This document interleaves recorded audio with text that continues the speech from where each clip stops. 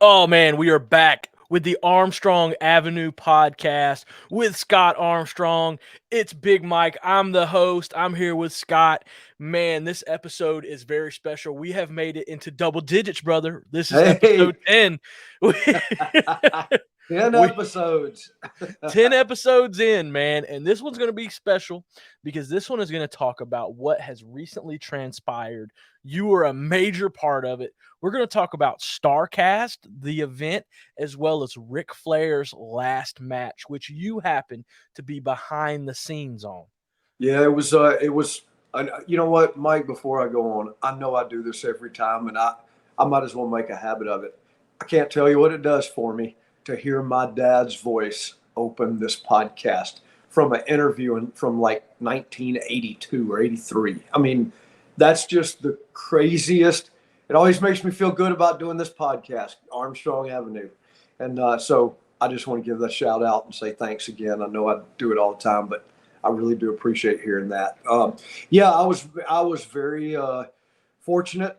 I don't know, about 6 weeks out, maybe 8 weeks out, to get a phone call and be asked to be a part of the Ric Flair's last match, the actual event, and so I of course said yes. I mean, I've talked on this podcast about how Ric Flair. I mean, look, one of my in ring idols. I mean, to watch him, not just before I started wrestling, but to constantly watch him while I was wrestling. And I've told that story about, he and I going out when I was 21 years old, still in college. And so his work ethic, man, it's brought him to this. And I know he's in his mid 70s, I think. And look, it was just an honor to be a part of it, to have been there way back then and to be there for his very last match and to be asked to work behind the scenes. And look, I'm very fortunate to have worked behind the scenes for WWE for so many years, and then be asked to do this. I could not say no. And also to be able to do it with my brother, Brian, Road Dogg. He was literally the guy that put the whole thing together. I mean, he literally was the guy. He was the Triple H of the whole thing, or the Vince McMahon of the whole thing. I guess Conrad would have been the Vince McMahon, but Conrad gave him full control and he ran with it. And it literally was so many different organizations all coming together. I described it as, I said, it's like a 12-armed octopus. There was so many companies and people from behind the scenes of all those different companies, and they were all well represented. And my brother just has a knack of being good at what he does, and he was able to put it all together. And man, it was fun. It was a lot of fun, and a lot of for me personally, a lot of nostalgia to be able to see young guys, older guys, and just be a part of it. I was honored. For sure. Nashville was wild, man. I was there. I mean, I didn't go to Starrcast. I had to come home.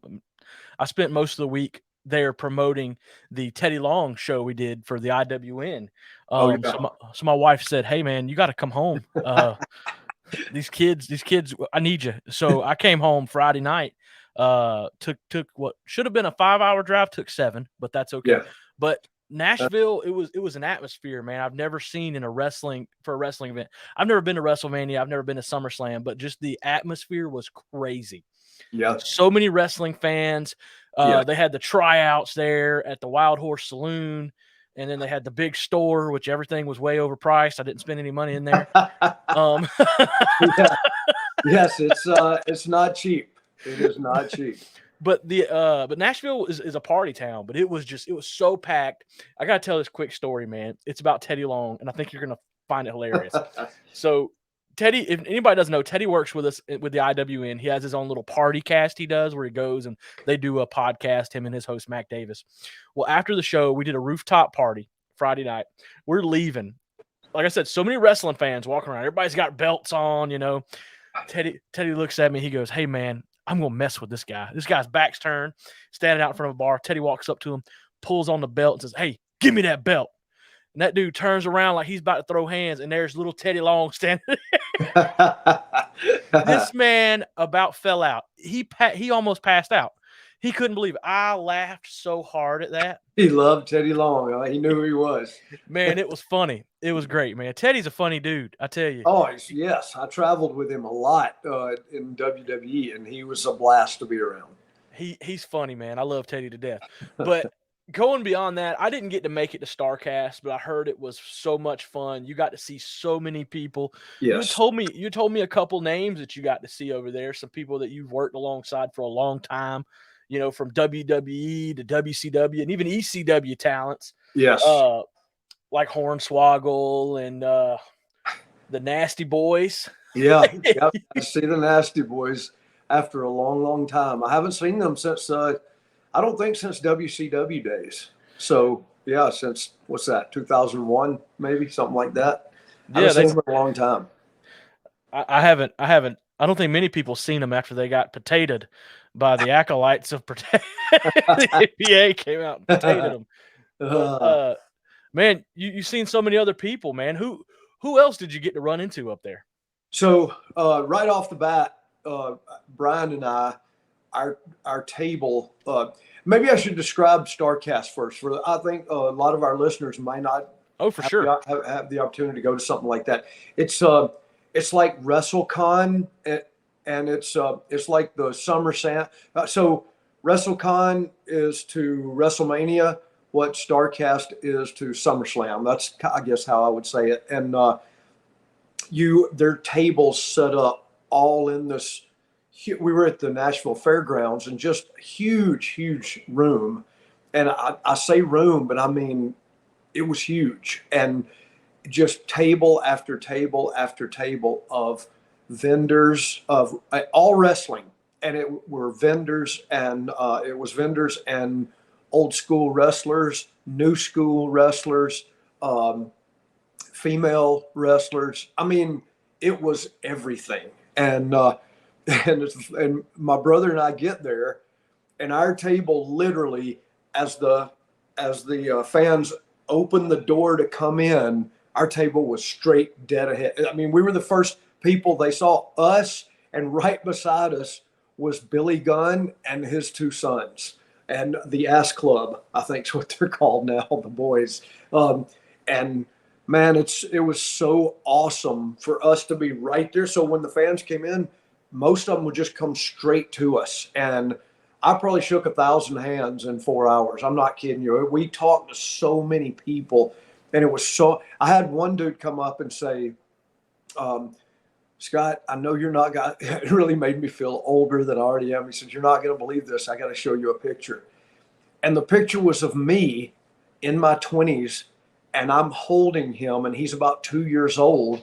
And he said, this was in Johnson City, Tennessee. And I just started laughing, and I said, oh my God. I mean, now he's in his 30s, and there I am holding him as a baby. So it was really cool because you got to talk to people. You know what I mean? You have time to talk to people and take pictures with them and sign autographs. It was a good time. But the first, one of the boys, I mean, of course, Billy Gunn was first and his sons, but Tyler Breeze.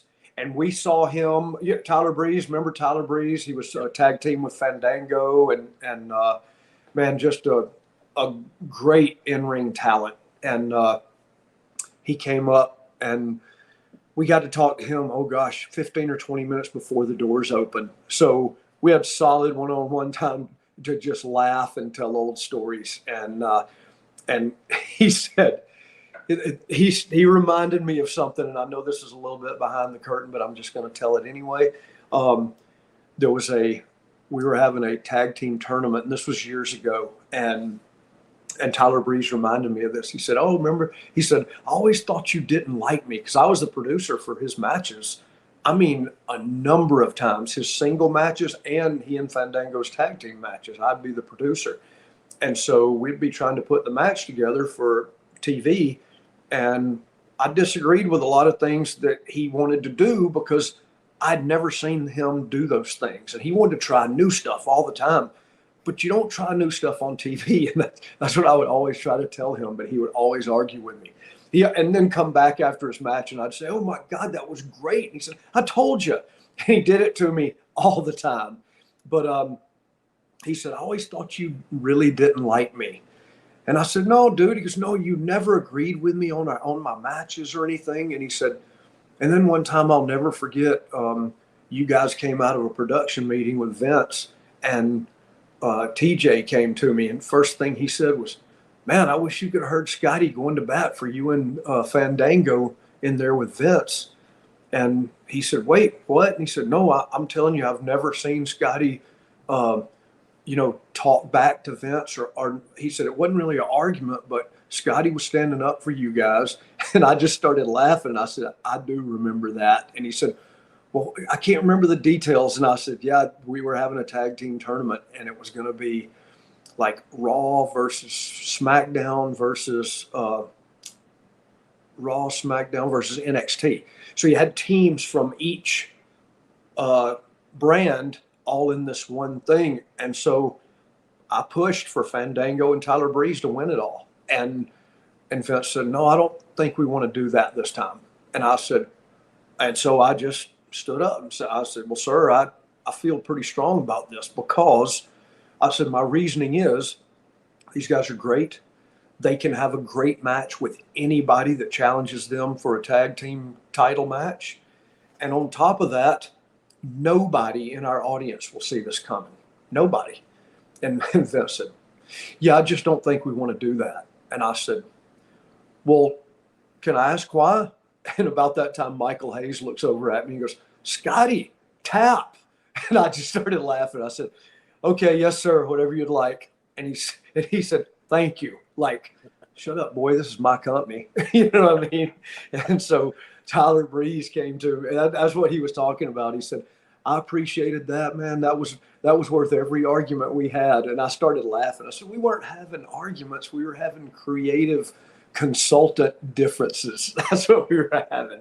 But anyway, yeah, to get to see him and spend time with him. And also, I don't know if you'll remember this name, but Alan Funk. Do you remember Alan Funk? He was Alan Funk for a long time on WCW. This is a long time ago. And I don't remember him. No. He was, and then they changed his gimmick to and called him Kiwi, and he had hair.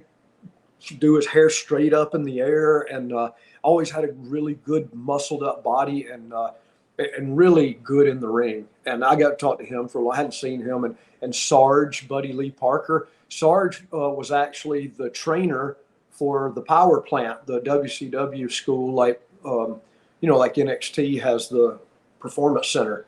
The power plant is what it was called for WCW. And dude, Sarge would put the new recruits through it. I mean, put them through it. And so I traveled. Me and my brothers traveled with him and worked with him for years. And just a really good man. You know what I mean? Just a good man. And so got to see both those guys, and that brought back a lot of memories for being with my brothers in the WCW days.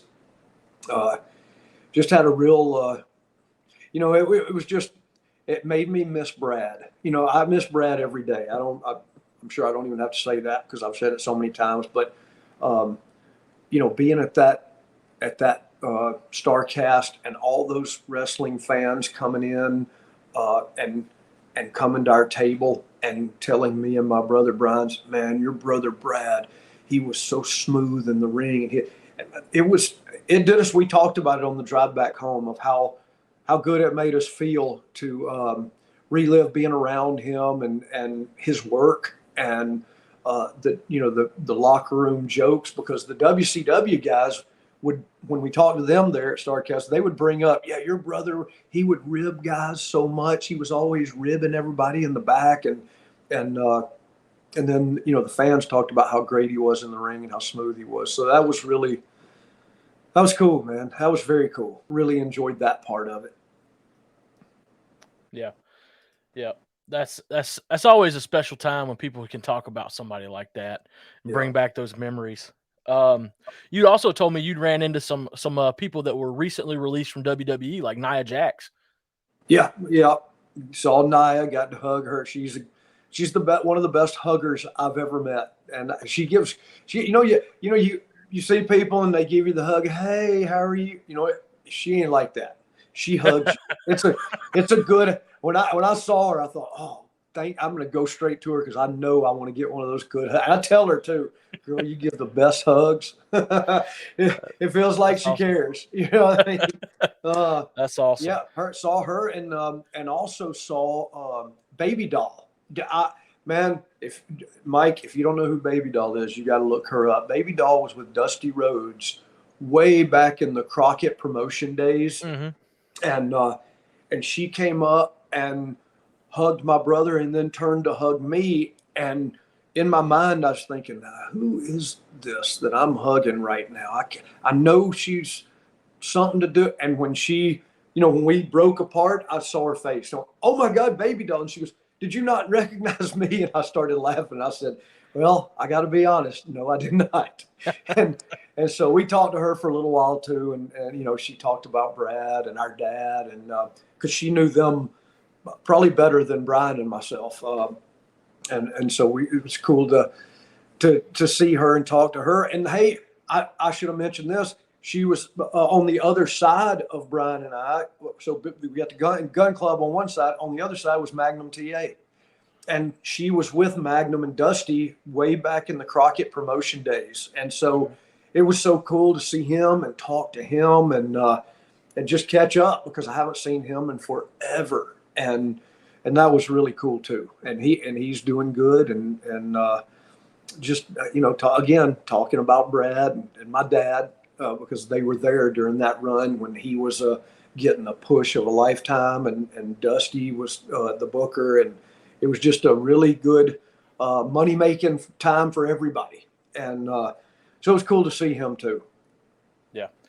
Did you happen to run into Matt Hardy? I know I seen him up there. He was a couple tables down from Lita in some of the videos I'd seen. Yeah, so I saw Matt. He came in that front door, but at the time our table. I mean, come on, you got Road Dogg and Billy Gunn standing side by side. So needless to say, there were a ton of people right there at our table. And Matt looked through all the heads and gave me the point, like, I see you, dude. And I pointed back at him and we both just smiled. So I didn't get a chance to actually talk to him like I wanted to because I've said this. I think I said it on my brother's podcast. I may have said it on this one too.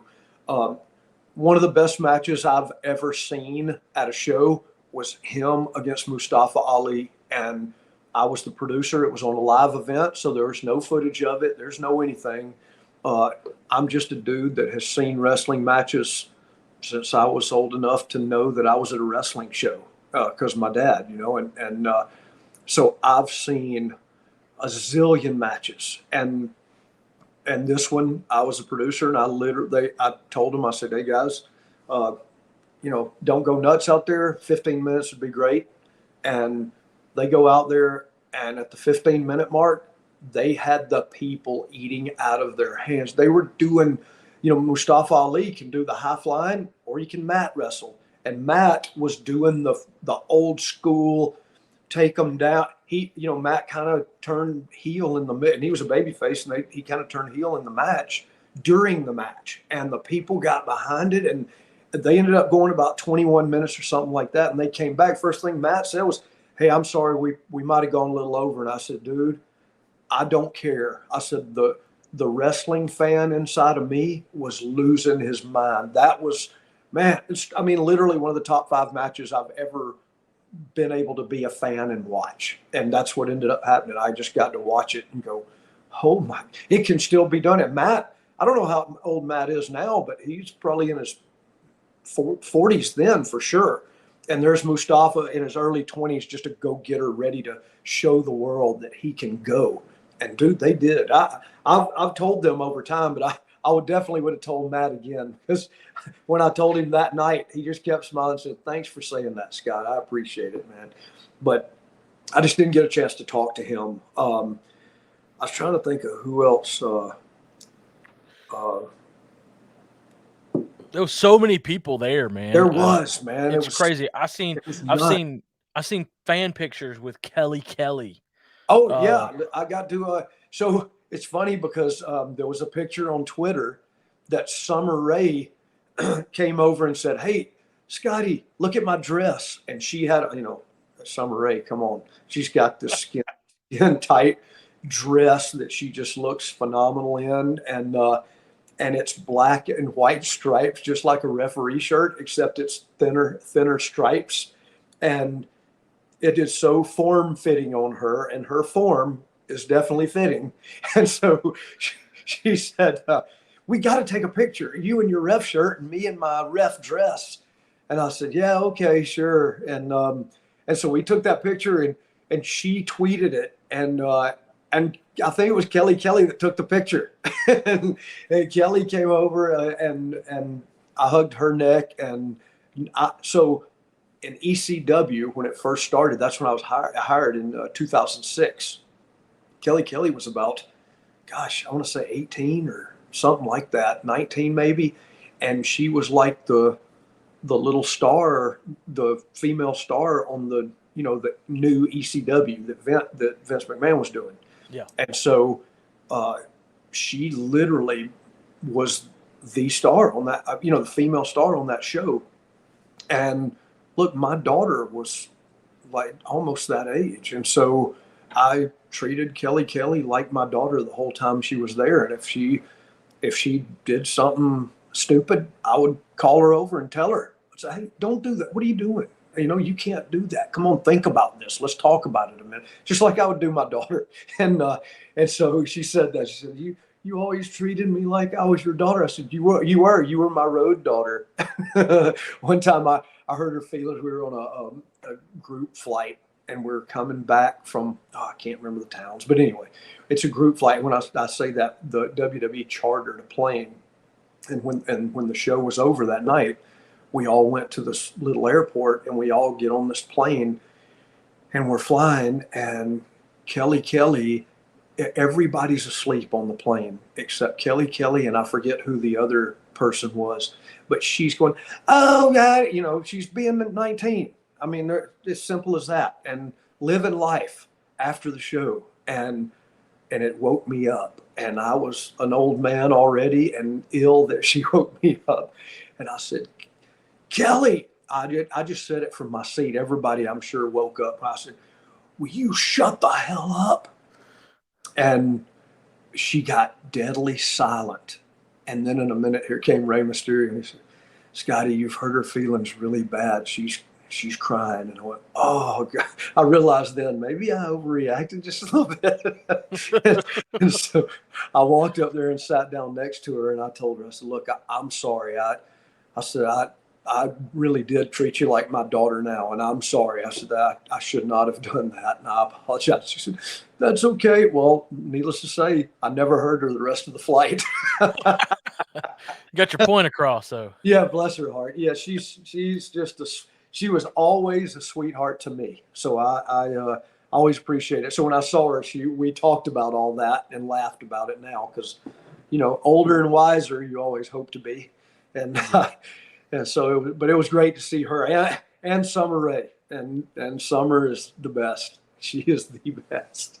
Oh, had a lot of laughs with her. That girl. Let me tell you the quick Summer story, dude. So one time, again, another charter flight, and we're getting on the plane. I'm one of the producers, and so Big Show and I were the last two to get on the plane.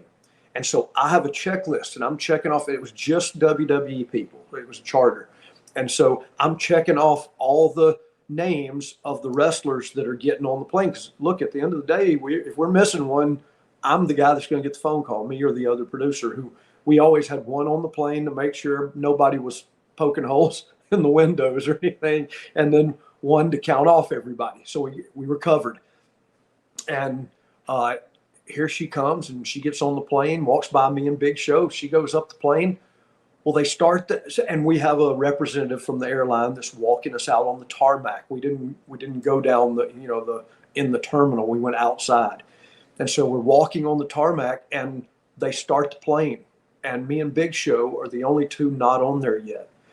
And as we start to walk towards the stairs to go up the stairs and get into the plane, she comes bebopping down the steps and just starts walking back towards the engine.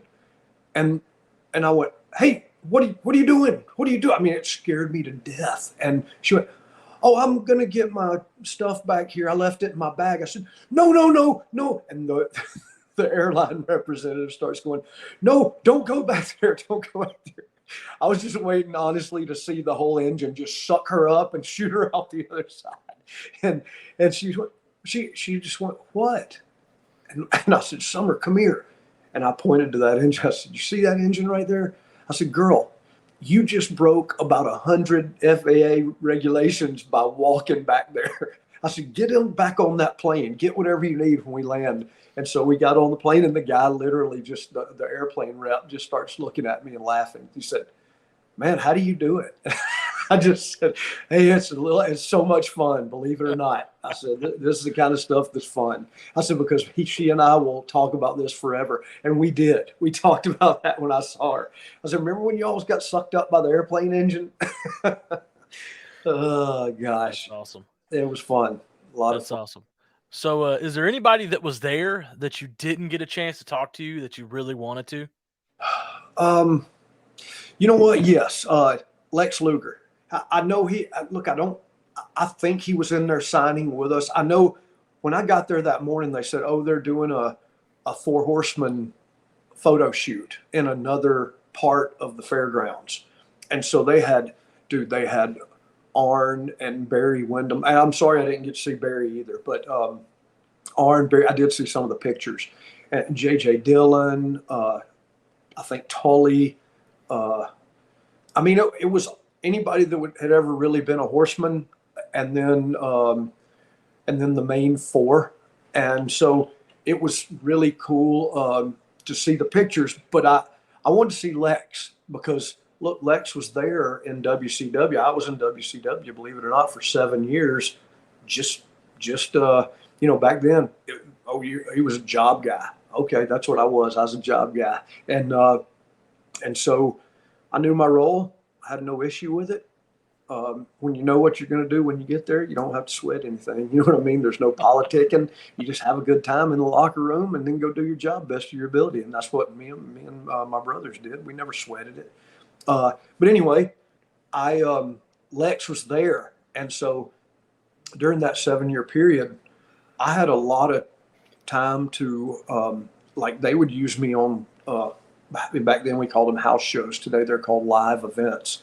But I was used on a lot of those because, number one, the last name Armstrong. Number two, I always felt like I could work. And so they would call me and say, hey, you want to come do this or you want to come do that? Or they'd use me and Brad, the dart match on their pay-per-views. A lot of times we'd have a tag match or something. And so I got to travel with WCW more than just the TV shows. And so this one time, well, there's a couple of stories I'll tell about the locker room there, but another guy I did see on this trip was Ronnie Garvin. And so I'll tell this story and then I'll go back to Ronnie. But I was in the locker room and you go in the locker room and set your gear down next to a chair, your bag down next to a chair. You don't realize, am I sitting on top of somebody's stuff? You look to see if somebody's got the chair. You don't disrespect them and take their chair. Nowadays, that's different. You walk in the locker room and claim stake to a chair. You walk out, you come back, there's 3 dudes sitting in your chair or around it. And you just go, okay, times have changed. Because back in the day, you'd have got literally, maybe not beat up. Well, according to who it was, you might have got beat up, but you would have got told in a heartbeat, that's disrespectful. And that's the nicest way they would put it. But anyway, I sat down in the locker room, and across the locker room was Lex Luger, and next to Lex was Ronnie Garvin. And so Lex got up there. I didn't realize that there was a mirror on the back of the door. So Lex would open Lex would keep the door of the locker room open and kind of cocked to where he could see himself in the mirror. Because back then he was into the look. You know what I mean? He looked phenomenal. He really looked like a Greek god. He was built unbelievably.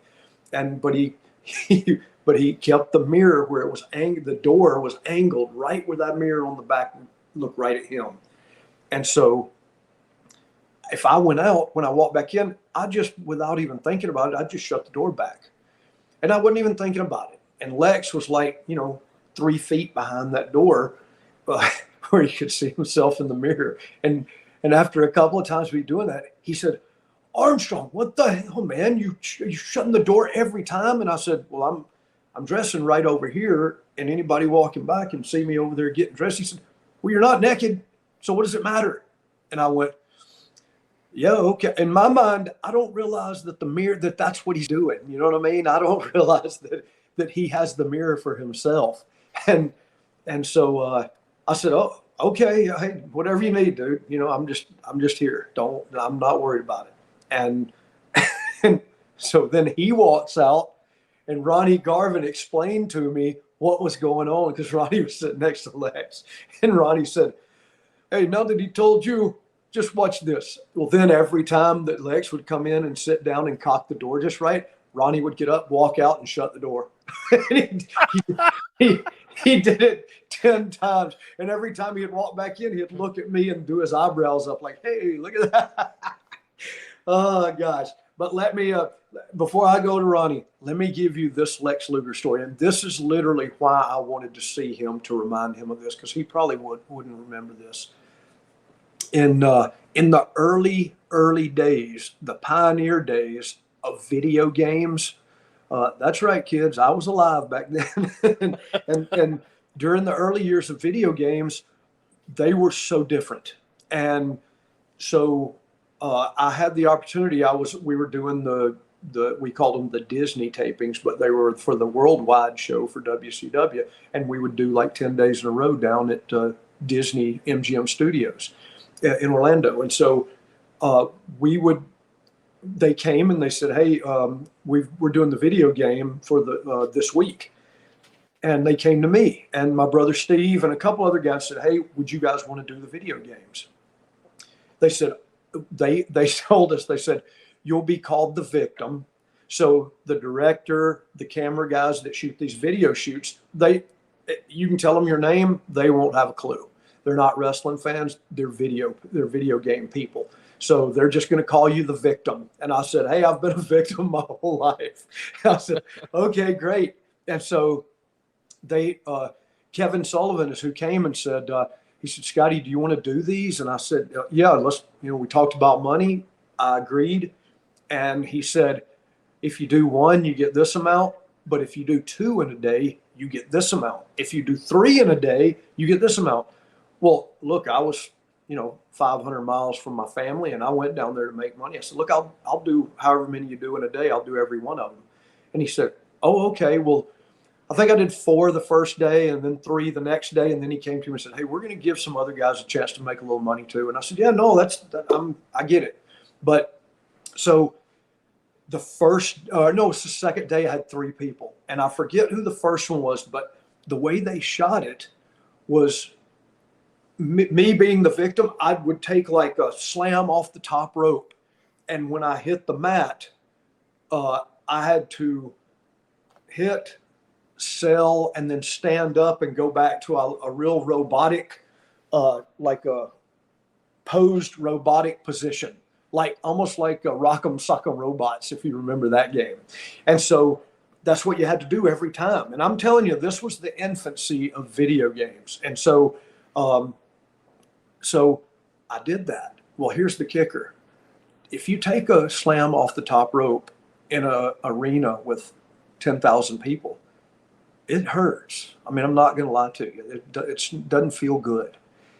But you take that same slam off the top rope in front of nobody in an empty arena with 2 camera dudes, 3 camera people, and a director, and you take that off the top, brother, that hurts. There's no, you're not fired up. You're not really, I warmed up, but man, and it wasn't just that, because the director would go, oh, this camera, we got to do it again. I mean, you'd take like 4 of those, and then you take a few other things, and every time you'd have to hit, sell, then stand up and go back to that rock'em sock'em robot position. And you take all these bumps, then you take whoever it is, you take their finish. Well, the second guy that day happened to be Scott Hall, God rest his soul.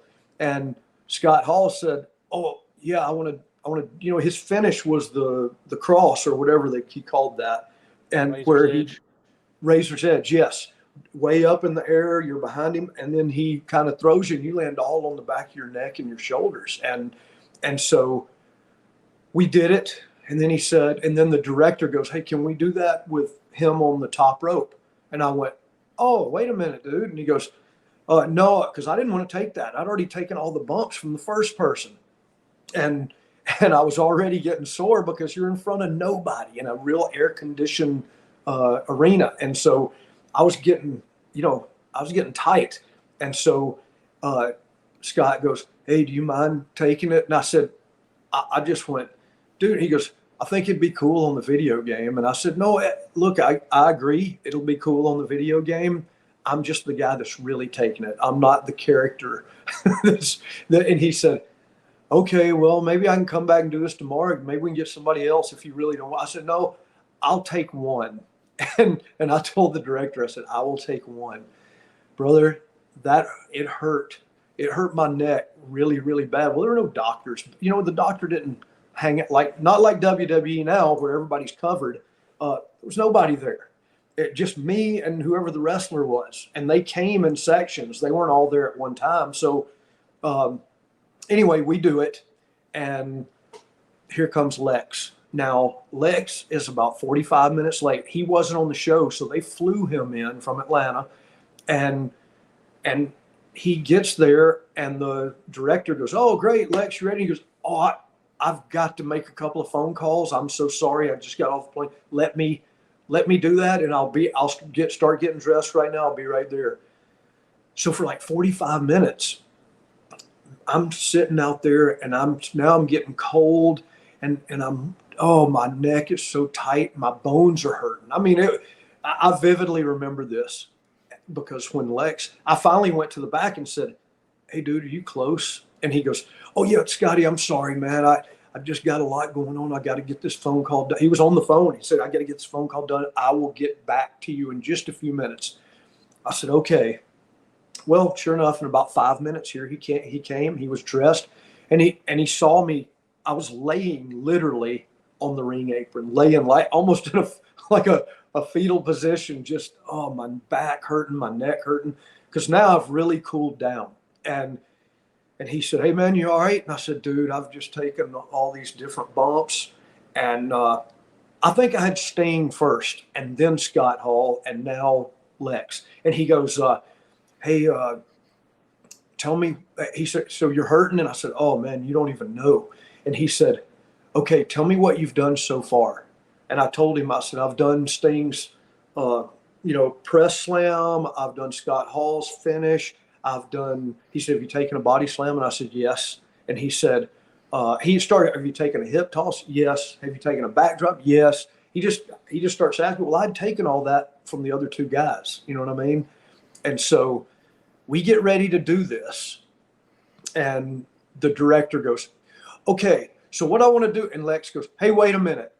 I'll tell you what I will do.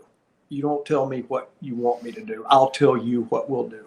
And he said, "Scott, just walk towards me like you're going to take a slam. I will pick you up, and then I'll sit you back down." And the guy goes, No, you have to slam him." And he said, and Lex goes, "Let me ask you something. Did Sting slam him?" And he goes, "Yes." He said, "Did Scott Hall slam him?" And he said, "Yes." And he said, "Then you have the motion for the slam in all your other stuff." He said, "Look, I did this exact same thing for WWF." So I didn't know that. Lex had been in WWF before he came. He had already, he was going back and forth. He had already done the video game. And he said, "I'm not going to do it." Man, fantastic. So then the guy started saying, "Well, no, I need to see the victim." He said, "No, you don't. It's going to be a cartoon character on the screen. You do not need to see that. You do not need to see his face. You don't need to see anything about him." Lex said, the guy said, "No, I've got it." I mean, it turned into a back and forth. And Lex said, well, I'm here right now, and this is what I'm going to give you, and you can take it or you can not take it, or we can both leave right now.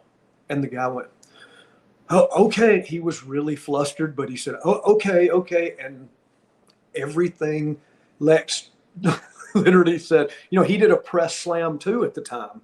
And he said, Scotty, just walk towards me. I'm going to press you over my head, and then I'm going to sit you right back down. And I went, oh God, Lex, I love you, man.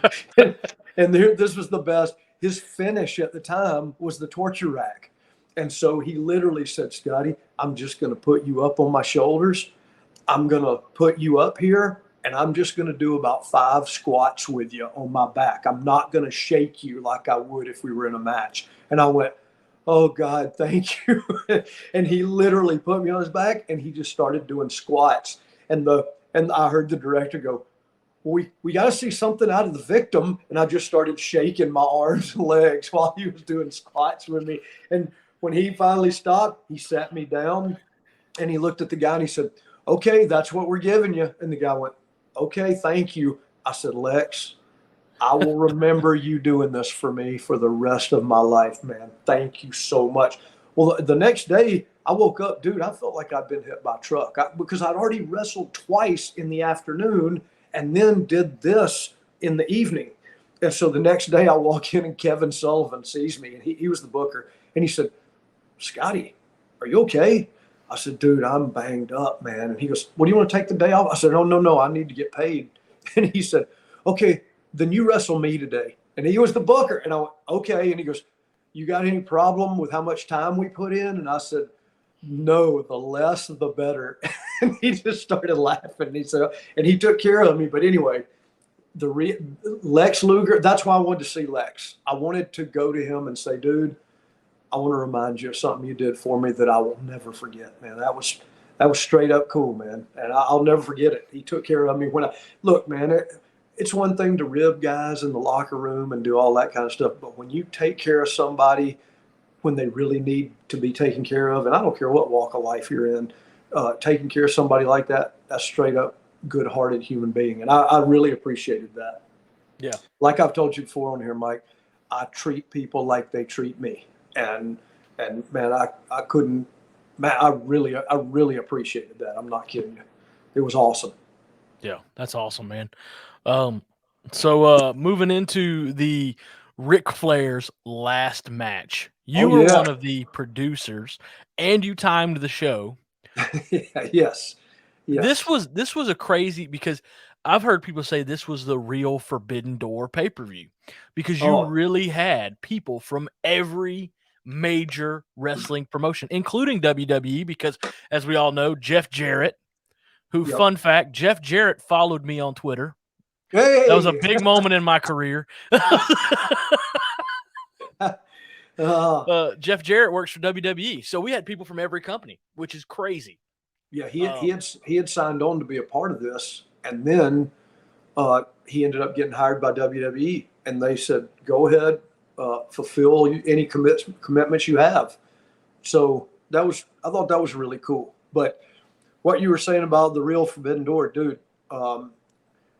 who does, and you probably know better than me, who does Taurus work for? Taurus. Oh. He wears the mask, a big black outfit, big horns, like a bull. Because I'm gonna tell you something. He was in a 4-way tag, and I think it was all Lucha Libre guys, and I'm sure it was. They all had masks on. Everybody in the match had a 4-way. And look, they stole the show. It literally was unreal. You had people chanting, the whole place chanting, "This is awesome," and it was. And we were in the back. Look, we're sitting with headsets on in front of monitors, watching this and just going, oh, we look like Pat McAfee on a Friday night. It was crazy, the stuff they were doing, and so fun to watch. But yeah, hey, look, you had Davey Boy Smith against Killer Cross, who now, last night, I have to admit, I did not watch SmackDown, but the show I was watching, it went off, and I immediately thought, oh, wow, SmackDown's on about another 4 minutes. I'm just going to shoot over there and see what they do at the end of the show. And I shoot over there, and there's my whole Pensacola crew in the ring, Roman Reigns and the Usos. And they got every title that's in the company, I think, strapped on their shoulders and waists and everything else. And so Roman's talking, and all of a sudden music interrupts, and here comes Drew McIntyre. And Drew starts, he starts walking towards the ring and cutting his promo. And then all of a sudden there's more music. And I'm looking at the clock because, I timed the show for them for how many years, a bunch. And I'm looking at the clock thinking, wait, somebody's music's coming on and they've only got like a minute and a half left in the show. And here comes Scarlett. You see Scarlett in the entranceway with awesome lighting. And then you see Drew McIntyre, the perspective shot over Drew's shoulder, looking at Scarlett. And all of a sudden, camera pulls back from behind, bam, and there's Killer Cross knocking Drew McIntyre to the floor. And then Drew starts turning around and looking at Roman. Here comes Scarlett with the hourglass and puts it in the ring and turns it upside down. Camera pulls back. Roman's looking. It was fantastic. I thought, man, if the rest of this show was like this is good storytelling television. And man, look, good things happen to good people. I'm going to tell you something. Killer Cross is a good dude and always been so cool to my brother and myself. And excuse me, just to have just seen him on Saturday night at the Flair show, timed his match, talked to he and Scarlett forever because they visit Destin, Florida a lot during the year, and I literally live 45 minutes from there. And so we talked about getting together the next time, and then all of a sudden flip over there last night, and there he is. And look, if you ask Scott personally feels like that he should have never been released from that company and should have been given a real run. And so Scott was really happy when I saw he and Scarlett last night. I thought, oh, good, man. Now he's going to get what he deserved. He's going to get that run. And just a good dude. And Scarlett, she knows the business, man. So it's going to be cool to watch. I popped real hard whenever I seen him come out because I met him in Charlotte, North Carolina, and he was the nicest dude. Like I was there for press. I had my press badge and everything, and he treated me like I was an equal to him, and that's everything to me, bro. I'm telling you, if you live your life treating people like you want to be treated, that's at the end of your life. If people go, you know what, he was a good dude. Hey man, can you ask any more than that? That's just real. I'm being real. That's the truth, and that's how he is and always has been. Yep. But Taurus, you asked me about him. I had to do. I thought I wanted to make sure, but I know he works for AAA, Lucha Libre down in Mexico. So that was one of the octopus arms I was talking about at the beginning of this episode was AAA, and then Impact, and then like when I saw Davey Boy, I went, oh my God, I haven't seen him in forever, and you just think of all the different brands that were represented, or I say brands, companies that were represented to bring that all together, and all of a sudden they go, okay, we're live in 5, 4, 3, 2. Look, anything can go wrong on live television, and that's just the truth. Anything can. But nothing really did. It just flowed, man. All those different organizations just went boom and all into one. And it just happened. And I was timing the show, and they had told me, they said, hey, we don't want this to go like, all night. So do the best you can. And I said, okay. And I think the show went like 2 hours and 56 minutes. I think that's what it was. And I think we had like 3 hours and 50 minutes. So look, any wrestling fan will tell you 3 hours is plenty. And I know an old dude doing the timing will tell you 3 hours is plenty. So yeah, 2 hours and 56 minutes. So I was proud of that. I really was. And I was proud of the crew because at the end of it all, the entire crew that was there, they understood one thing. That show was about one man. and that one man was able to go out there and say goodbye, because that's what it was all about, man. And look, I saw Andrade earlier in the day, and I was around him a lot in WWE and hadn't seen him in a few years. So to be able to hug his neck and talk to him a minute, that was awesome. And he was Flair's tag partner, and Jeff is Jeff, and I love him. And Jay Lethal, I think I've met a couple of times, but I don't know him like my brother does. My brother knows him very well, and his work is so impressive. And so they went out there and for 45 minutes tore it up. It was fun to watch. It really was. It was a lot of fun to watch. And like I said at the beginning of this, it was an honor for me personally just to be a part of it. And look, we could have sold tickets to backstage, because backstage was a who's who. All of a sudden in walks Michael Hayes. And I went, oh my God, I'm at Michael. And he said, hey man, Ric Flair's last match. You just got to be here. And I said, yes, you do. And then here came Rey Mysterio and his son Dominic. And the show had already started, so I was on the headset and doing the gig. And I didn't, I was only able to hug both of them. I didn't have a chance to actually talk to them. And here came Michelle McCool and Undertaker. And I went, oh my gosh, that's just crazy. I saw Bret Hart. They were, who else? Mick Foley. I saw Sanjay Dutt, who's now with ECW. Talked to him a little while. Tried to get him to sit next to me and help me produce a match. And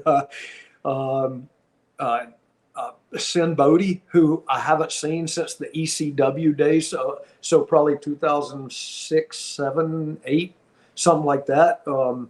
Saw Tom Pritchard, Wolfie D from the Memphis area, worked Memphis for a long time, and it was just really cool to be able to see all those dudes and see that.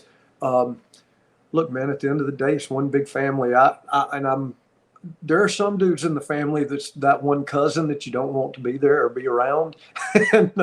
and so it wasn't that way at all. It was all these dudes. Shane Helms, saw Shane Helms back there behind the stage. And so it was just so cool to see all these dudes come out and show the respect to Ric Flair's work and career like they did, man. It was just, it was awesome. And look, another flag in my body of work in this industry, to be able to say that I was there and had just a tiny part to play in it. And man, I'm so happy about that. I really am. Brian and I talked about it on the ride. I said, man, this is a career thing that you'll never forget. I'll never forget me and my brother Steve tagging to wrestle Dory and Terry Funk with Jim Cornette in their corner and our dad in our corner. That's something I'll never forget. And this ranks right up there too. Stuff like that is just what careers are made of. And I'm really honored to have played the small role, man. It was cool. Yeah. So seeing that, did that give you the itch for Scott's last match? I don't know if you saw this. I don't know if you saw Jerry Briscoe. You remember Jerry Briscoe? Yeah, he put a post. He posted a picture on Twitter of him holding one of those like a fireplace match, and it's burning. And he said, he said, I'm 75 years old and I have a big announcement. This is my last match. That was a funny post. I seen that one. Yeah. That's so classic, and it's so Jerry. Oh my God. Hey, Jerry, when I started refereeing for WWE and we had the earpiece in, Jerry was the timekeeper, and he was in my ear. So I couldn't talk to him. Only I could hear him. And the first match I ever refereed, I'm standing in the ring, and he went, hey, Scott, can you hear me okay? And I just kind of nodded my head. I knew he could see me on camera, and I nodded my head yes. And he said, okay, so we're shooting you right now, so don't make a big deal of it, but your pants are unzipped at the fly. He said, don't don't fix it right this second. Wait just a minute. And so I waited just a minute, and then I had my hands kind of standing at attention, but holding them together like in front of me. So like in front of my zipper in case it was open. And I took my pinky and tried to do it where nobody's looking and started to try to zip it up. It was already zipped up. He was messing with me. And I got to the back and I said, Jerry, God bless it, man. I said, I was already a nervous wreck. And then there you are telling me. And he started laughing. He said, I was just trying to relax you a little bit. But he got me. Hey, after that, when I became a timekeeper, I did that to every new referee. And then when they came back, I told them the story of how I got. You know what I mean? That's funny. That's funny. Good little rib there. Yeah. But before we go, I know we're getting a little short on time. Before we head out of here, we're starting this. We kind of started the hashtag Ask Scott segment, but now we're doing it this way, where it's going to be you guys send your question in. I might ask him, one question. I might ask him 5 questions. We'll see. But this is hashtag. So Mike, I have to say this: you didn't send me the questions up front, man. No, I'm not. No, I want an honest answer out of you. Oh my God, man! Maybe our last podcast. This one is hashtag Ask Scott, brought to you by Bones Coffee Company. If you haven't tried it, check it out. Use code Armstrong for 15% off. Dude, hey, before we get started, I got to tell you this. My daughter came over to my daughter, Kayla, she's 30 now, and she came over here and said, oh my gosh, y'all got some Bones Coffee? And I said, yeah, did you not know they're one of my sponsors on my podcast? And she said, no. And she goes, oh, Dad, could I get a couple of those? She's got a Keurig like I do. Can I get a couple of those? I said, yeah, please, take a couple. And the next morning she called and she said, oh, this Bones Coffee, Dad, it is so good. And I said, have you had it before? And she said, I've had one, because I think I may have told you my brother's family, they actually buy it. But that's before I even knew what Bones Coffee was. And so they had given her one little cup to take home and try it. And she said, oh, God, this is so good. It is. And I said, hey, listen, can you just start this phone call over and let me tape it so I can play it on my podcast? She was the perfect commercial. But I'm sorry, go ahead. Yeah, Bones Coffee, 15% off. Hashtag, no, it is hashtag Armstrong, right? Or is it just Armstrong? It's just Armstrong. Just Armstrong is the code, and you get 15% off your order. So go to Bones Coffee Company and order up. Yep. But hashtag Ask Scott. So the big question everybody is wanting to know is, what are your thoughts on Triple H's taking over creative direction for WWE and retaking over NXT?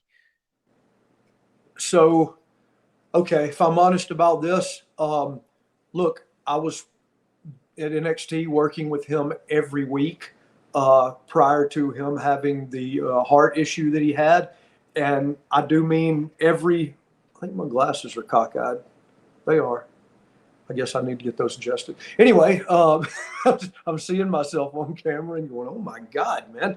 Mike, you got to tell me, Scott, your glasses are all cockeyed. I look like I got in a fight and lost. My glasses lost. Anyway, so I was working with him down at NXT for a solid year prior to that, of course, along the way. But at NXT, I got to see his creative mind or creative drive or just his idea about things, and I got to see it weekly. And so I loved it, man. I did. And so I knew when Vince McMahon retired and Triple H was named the head guy, I went, okay, we'll eventually see some changes.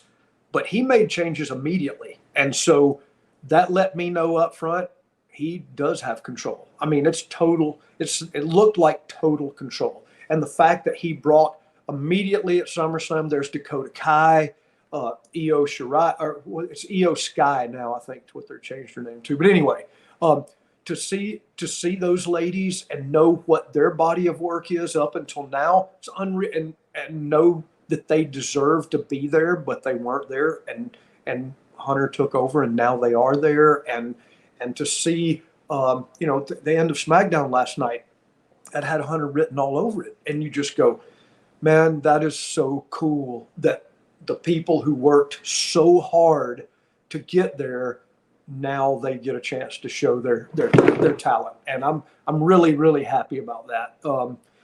I just hope I hope I'm the next phone call. Hope he calls me and Brian. I hope he calls me too. Yeah, you If too. they're hiring, I'll throw that in the contract. Big Mike's got to go too. Yeah, they are hiring podcasters right now. So hey, maybe you're next, dude. Look, if my phone is always open, you can go, you can email me. Yeah. I guess I'm gonna have to get a Big Miek at Gmail. That caller ID will immediately say WWE, and you'll go, honey, I need to get that. Yes, I will. Look, I'll fly to Connecticut. I'll fly to Orlando. I don't care. Yeah. Oh, you'll fly. Believe me, you get that gig, you will fly. Yeah, but that's I know a lot of people are excited about the takeover, as they're saying it, the takeover of Triple H taking over. Yeah. Direction.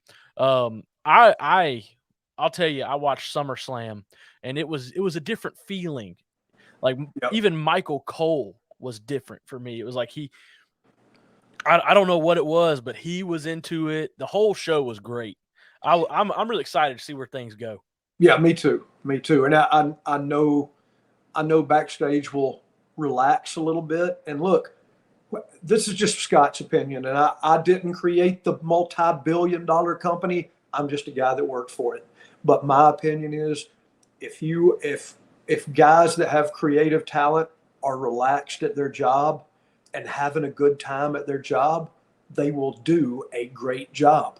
And I feel like with Hunter, he is a very relaxed guy that will give you opportunities as a producer. You have to be creative a lot of times, and a lot of times the former guy would shoot that down, and sometimes that guy would go with you. Sometimes he'd shoot it down. Hunter would always let me he would give me the rope, and if it worked, it worked, and sometimes it didn't work. And so but when things don't work, you learn from it, and if you don't learn from it, you don't need to be there. You know what I mean? And that's in life too. You learn from when you make a mistake, you learn from it. And so I feel like Hunter is a lot more laid back, but at the same time, look, Hunter's the kind of guy that says, "Hey guys, they're coming at us. Let's get them." You jump in, and he'll be side by side with you. You know what I'm saying? You want to go to war. That's the guy that you will go to war with, and not mine ever. And so I think the crew will eventually feel that. If they don't already, they'll realize this guy will go to war with us, not just send us to war. And so I do think great things are coming. I think it's going to change, and great things are coming. Awesome. I look forward to seeing it, and I hope that we get a phone call. Yes. Amen.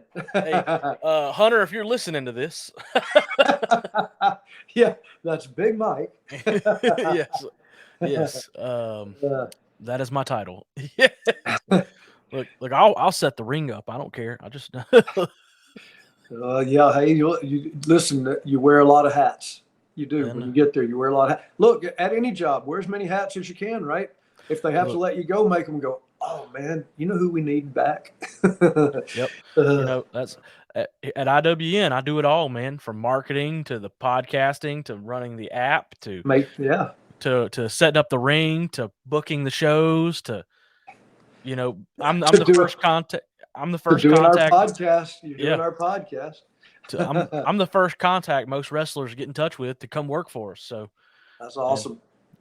It is what it is. I love it. Good spot. Yeah, it's a good spot to be in. It really is. I love it. But we're getting there on time, man. I'm gonna get us on. I'm gonna take us home. So, guys, I hope you enjoyed this show. I want you guys to. I'm gonna go get me a cup of Bones coffee. Oh man, I've had mine, the Electric Unicorn, as always.